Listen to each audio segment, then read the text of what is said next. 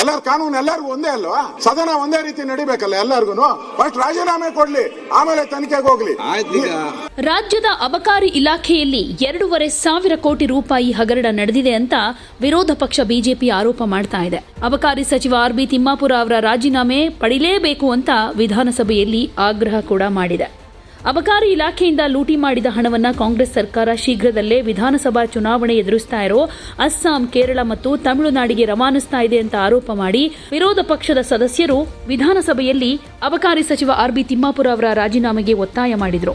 ಅಬಕಾರಿ ಇಲಾಖೆಯ ಹಗರಣದ ಹಣ ಚುನಾವಣೆಗೆ ಹೋಗ್ತಾ ಇರೋದು ನಿಜ, ಹಾಗೆ ನಾವದನ್ನ ಬಹಿರಂಗಪಡಿಸ್ತೀವಿ ಅಂತ ಆರ್. ಅಶೋಕ್ ಹೇಳಿದ್ದಾರೆ.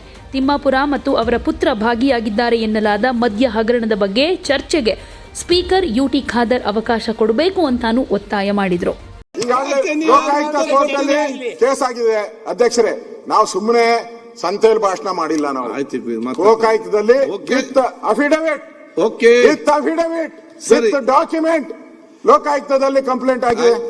ಇದಕ್ಕಿಂತ ಅಲ್ಲ, ಈಶ್ವರಪ್ಪಂದಾದಾಗ ನೀವೇನ್ ಮಾಡಿದ್ರಿ? ನೀವು ಮತ್ತೆ ನೋಡ್ತೇನೆ ಇದ್ರಲ್ಲ ನೀವೇ ಒಂದ್ ಧರಣಿ ಮಾಡಿದ್ರಿ, ನೀವೇ ಅಪೋಸಿಷನ್ ನೀವೇ ಬಂದ್ರಿ, ಉಪನಾಯಕರು ಕೂಗಾಡಿದ್ರಿ, ಹಾರಾಟ ಮಾಡಿದ್ರಿ.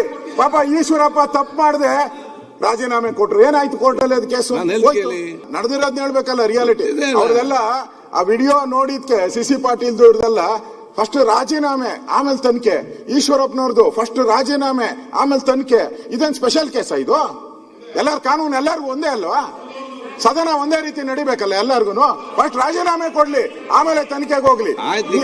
ನಮ್ಮದು ಬಿಜೆಪಿ ಅವ್ರು ಮಾಡಿದ್ರೆ ಮಾತ್ರ ರಾಜೀನಾಮೆ, ಕಾಂಗ್ರೆಸ್ ಅವ್ರು ಮಾಡಿದ್ರೆ ರಾಜೀನಾಮೆ ಇಲ್ವಾ? ಕಾಂಗ್ರೆಸ್ ಅವ್ರು ಆದ್ರೆ ರಾಜೀನಾಮೆ ಇಲ್ವಾ? ಇದರಿಂದ ರಾಜ್ಯ ಸರ್ಕಾರಕ್ಕೆ ಒಂದರ ಮೇಲೊಂದರಂತೆ ಸಂಕಷ್ಟ ಎದುರಾಗ್ತಾ ಇದೆ ಅಂತ ಹೇಳ್ಬೋದು. ಈ ಹಿಂದೆ ವಾಲ್ಮೀಕಿ ನಿಗಮ ಹಾಗೆ ಮೂಡ ಹಗರಣಗಳ ಬೆನ್ನಲ್ಲೇ ಈಗ ಅಬಕಾರಿ ಇಲಾಖೆಯ ಮಹಾ ಹಗರಣವೊಂದು ರಾಜ್ಯ ರಾಜಕೀಯದಲ್ಲಿ ಸಂಚಲನ ಮೂಡಿಸ್ತಾ ಇದೆ. ಅಬಕಾರಿ ಇಲಾಖೆಯಲ್ಲಿ ನಡೆದಿದೆ ಎನ್ನಲಾದ ಬ್ರಹ್ಮಾಂಡ ಭ್ರಷ್ಟಾಚಾರದ ಆರೋಪ ಈಗ ಸಚಿವ ಆರ್.ಬಿ. ತಿಮ್ಮಾಪುರ ಅವರ ಕುರ್ಚಿಯನ್ನ ಅಲುಗಾಡಿಸ್ತಾ ಇದ್ದು, ಸರ್ಕಾರದ 3ನೇ ವಿಕೆಟ್ ಪತನವಾಗುತ್ತಾ ಅನ್ನೋ ಪ್ರಶ್ನೆ ರಾಜಕೀಯ ವಲಯದಲ್ಲಿ ದಟ್ಟವಾಗ್ತಾ ಇದೆ. ವಾರಾಂತ್ಯದ ಬಿಡುವಿನ ನಂತರ ಮಂಗಳವಾರ ಸದನ ಸೇರಲಿದ್ದು, ಅಂದು ಅಬಕಾರಿ ಹಗರಣದ ಕಾವು ಮತ್ತಷ್ಟು ಏರೋ ಸಾಧ್ಯತೆ ಇದೆ.